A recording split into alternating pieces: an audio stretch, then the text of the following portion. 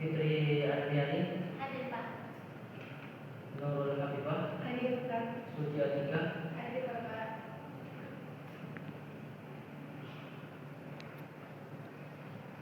Nur Khairul Nisa, Hadir Bapak. Muhammad Royhan, Samsul Bahari, Sindawati Rambe. Hadir Bapak. Tentang hubungan Al-Quran dan hadis, di sini saya sudah memberikan slide terkait dengan hubungan Al-Quran dan hadisnya. Sebelum kita masuk ke materi slide selanjutnya, kira-kira menurut rekan mahasiswa sekalian, apa itu Al-Quran dan apa itu hadis kira-kira? Apa itu Al-Quran, apa hadis kira-kira? Coba. Al-Quran merupakan kitab suci. Coba angkat. Kalau menurut saya Al-Quran itu Pak kitab suci bagi umat Islam dan menjadi pedoman dan petunjuk bagi umat Islam dalam kehidupan sehari-hari Pak. Ya, Al-Quran adalah kalau kita definisikan di dalam kitab Al-Quran. Al-Quran itu adalah kalamullah al-munazzalu ala Muhammadin sallallahu alaihi wasallam. Al-Quran itu adalah kitab Allah atau kalam Allah yang diturunkan kepada Nabi Muhammad sallallahu alaihi wasallam.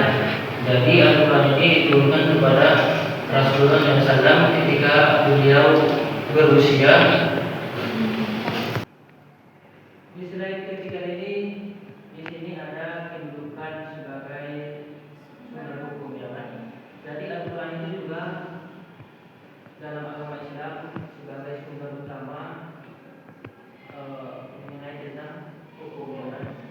Ada sebenarnya 4 sumber yang kita ambil untuk menentukan hukum. Yang pertama adalah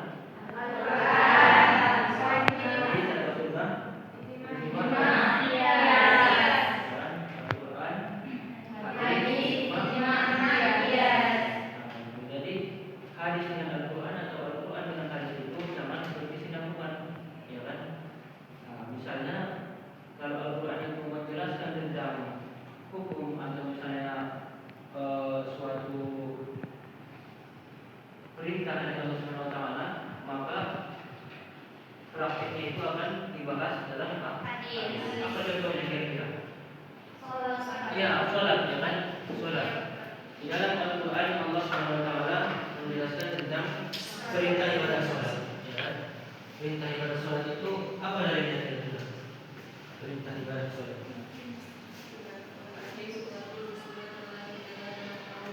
Iya, bagus. Pertama ya.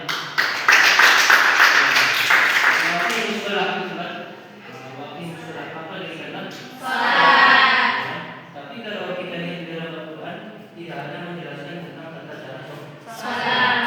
Dijelaskan di dalam hadis. Suatu kama bagi sholatlah kamu sebagaimana kamu melihat aku sholat. Oke. Setelah saya jelaskan dan paparkan kepada kawan-kawan mahasiswa, kira-kira apa tanggapan kajian terkait dengan hubungan Al-Quran dan hadis sesuai dengan yang saya paparkan dan saya jelaskan. Silakan, siapa yang ingin menanggapi? Oke, silakan. Samsul Bahir. Bagaimana Samsul Bahir? Jadi Pak kan tadi kata Bapak kan Al-Quran itu menyerahkan secara menyeluruh atau umum Pak kan? Ya. Kalau hadisnya menyerahkan secara definisi Pak. Jadi kalau seperti kuasa Pak, jadi gimana Pak? Seperti puasa. Ya. Kalau misalnya seperti puasa, dalam Al-Quran kan dijelaskan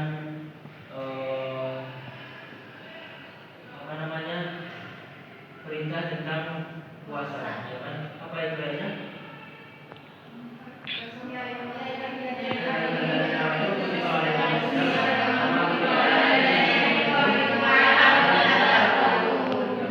Kemudian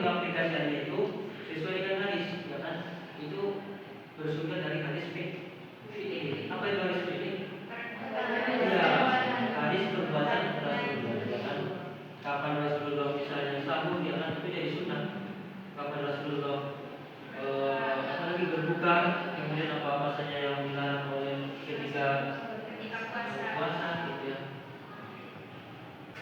Oke, jadi kira-kira ada nggak pertanyaan dari penjelasan saya tadi terkait dengan hubungan Al-Quran dan hadis? Yang ingin bertanya silahkan angkat tangan. Ya, silahkan Wanda. Terima kasih Pak. Izinkan saya untuk bertanya. Pertanyaan saya Pak, apa sih Pak perbedaan antara sunnah dengan hadis? Terima kasih Pak. Saya kembali kepada Bapak. Oke, tepuk tangan yang pertanyaannya. Jadi saya akan jawab pertanyaan dari Wanda tadi ya. Tadi pertanyaannya apa perbedaan antara hadis dengan Sunnah.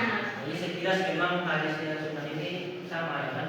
Hadis dengan sunnah itu artinya cerita ya kan, atau khubah atau cerita kan. Namun secara eksplisit arti atau maksud daripada hadis dan sunnah itu berbeda. Kalau hadis itu kan segala sesuatu yang bersumber dari Rasulullah, baik itu perkataan, perbuatan, kemudian ketetapan dan sifat Nabi Muhammad SAW. Dan hadis ini ditetapkan ketika Nabi akan menjadi Rasul. Kalau sunnah adalah kebiasaan Nabi Muhammad mulai dari lahir, mulai dari kecil atau bahkan sebelum lahir, gitu ya. Misal kebiasaan Nabi ketika menggembala kambing, gitu kan. Nah, itu termasuk sunnah, ya kan? Sunnah Nabi. Atau misalnya keadaan rambut Nabi, ya kan? Tubuh Nabi, cara duduk Nabi, itu dikategorikan sunnah. Walaupun Nabi ketika itu belum diangkat menjadi Rasul, itu namanya sunnah. Jadi secara eksplisit sunnah dengan hadis itu ada perbedaan, ya kan? Kalau hadis itu setelah Nabi diangkat menjadi Rasul, kemudian sunnah sebelum Nabi menjadi Rasul atau mulai dari lahir. Tepuk tangan dulu. Kawan-kawan membuat kelompok terkait dengan mata kuliah kita ini, hubungan Al-Quran dengan hadis ya. Buat kelompok 3 orang, kemudian kawan-kawan kalian diskusi dan salah satu yang kalian nanti harus menjelaskan terkait dengan apa yang didiskusikan. Silakan dibuat kelompoknya.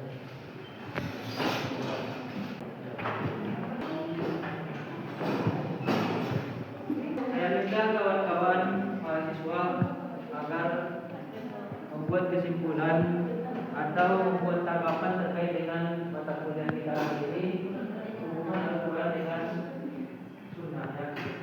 Nanti antara kalian harus ada yang menjelaskan apa itu hubungan Al-Quran dengan sunnah. Dan lebih baik lagi kalian membuat satu contoh terkait dengan hubungan Al-Quran dengan sunnah atau kesinambungan antara Al-Quran dan sunnah. Ya, silakan dipersiapkan apa tanggapannya kira-kira terkait dengan tugas kelompok kalian, bagaimana pendapat kalian terkait dengan hubungan Al-Quran dan hadisnya. Dan lebih bagus lagi dibuat mulai nanti dijelaskan mulai dari kelompok 1 dan situ ya kan, kelompok 2, kelompok 3, kelompok 4, kelompok 5. Bagaimana? Sudah siap kira-kira? Insyaallah. Oke, kita mulai dari kelompok 1. Bagaimana diskusi kalian terkait dengan hubungan Al-Quran dengan hadis? Jadi kesimpulan dari kami kelompok 1, Al-Quran dan hadis memiliki hubungan yang sangat erat karena Al-Quran itu adalah sumber utama di dalam agama Islam. Sedangkan hadis adalah mempererat, memperinci dan memperjelas serta memberikan contoh penerapan yang terdapat dalam Al-Quran. Contohnya, Al-Quran memerintahkan salat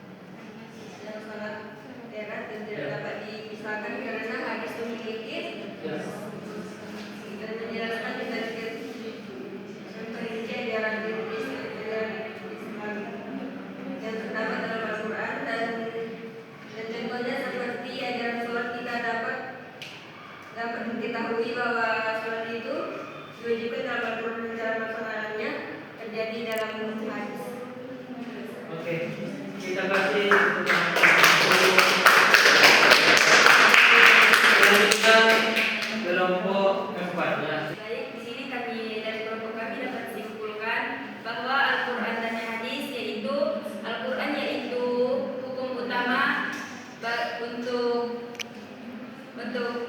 kehidupan kita sehari-hari, dan hadis adalah sebagai penguat untuk ajaran Al-Quran.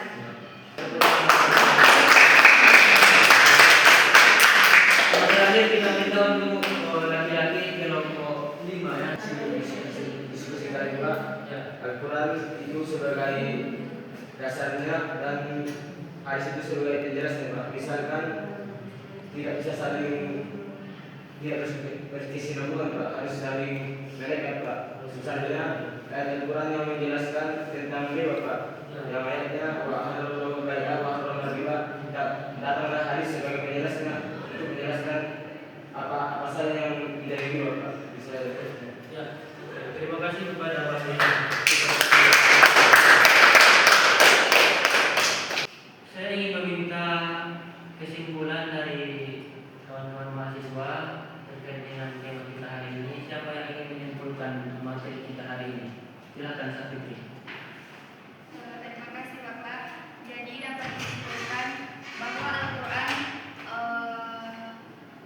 merupakan kalam Allah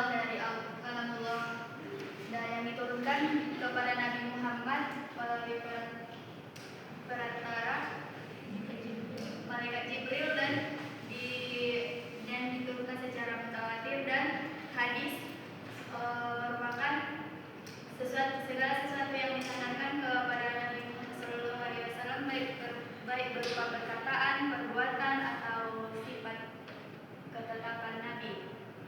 Dan jika kita misalnya, dan tidak cuma Al-Quran dan hadis saja dan sumber kehidupan Islam, ada juga ijma, qiyas.